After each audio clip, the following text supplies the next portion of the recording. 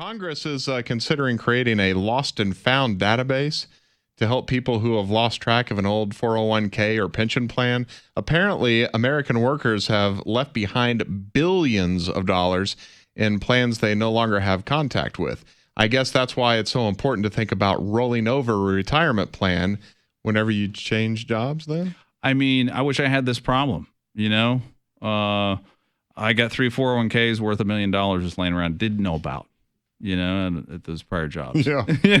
Be great. Yeah. That'd be a great problem to have. Now, Ta-da. yeah, I know this is legitimate because we have dealt with it before. We have dealt with it where folks all of a sudden it's mostly, a lot of it's pensions. Actually, they mentioned this in this article, in the CNBC article. Says the PGBC already provides help to people whose plans, pensions, or 401k have been terminated.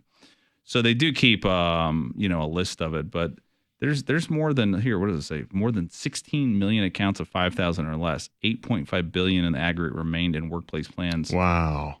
And so there's all these plans, but a lot of people don't even know about because they're small. Yeah. 5 to, so we've they add up though, don't they? Yeah, I had a client 2 years ago. We started consolidating on the accounts. I had a ton of accounts everywhere. That's what happens over time. There's about 16 to 20 accounts. I remember exactly. Diversified. Or like, let's keep it simple, soldier. Here, KISS. You got to keep it. And we consolidated down to, I think it was 3 accounts at the time. And all of a sudden, and when we're going through this and we go through their tax information, there's like, oh yeah, I've got this 401k, this check. I don't know what this is for. They took a little money out of it. I don't even know. And it says I might have 31,000 somewhere principal.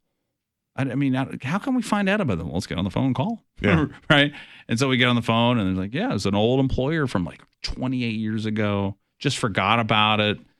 And there's 31,000 times how many millions of people that have that same situation. Because, when they left, it wasn't a lot of money. Right, 28 years ago, maybe. But it grew, and it grew. $5,000 or $8,000, and they forgot about it, and we'll get to it later, and then they move, and the mail doesn't get forwarded, and the people don't have your information anymore. So it's crazy. But if it grew like mine did during the Trump years, it really grew. It's not right, exactly. It's not even really about the potential loss of money, because eventually most of these folks, the money gets found. It's the estate planning issue of having so many accounts and leaving your kids a mess if you care about your heirs, right? Some people are like, I don't care what the kids do with it. Okay, that's different. But if you do, right, which I know you do, right? So you're like, if you pass away right now, you don't want Noah to have to deal with a disaster, right? You want it to be cleaned up and efficient. So he's not getting on the phone, because we've had folks that have been a year and a half trying to consolidate all their parents' documents because they didn't want to take the time to do it themselves. And they think it was more expensive. That can be a real mess. Well, it's the attorneys that get involved, and they got to get paid, right? And, there's $300 an hour for the attorney and probate tax, dealing with the court.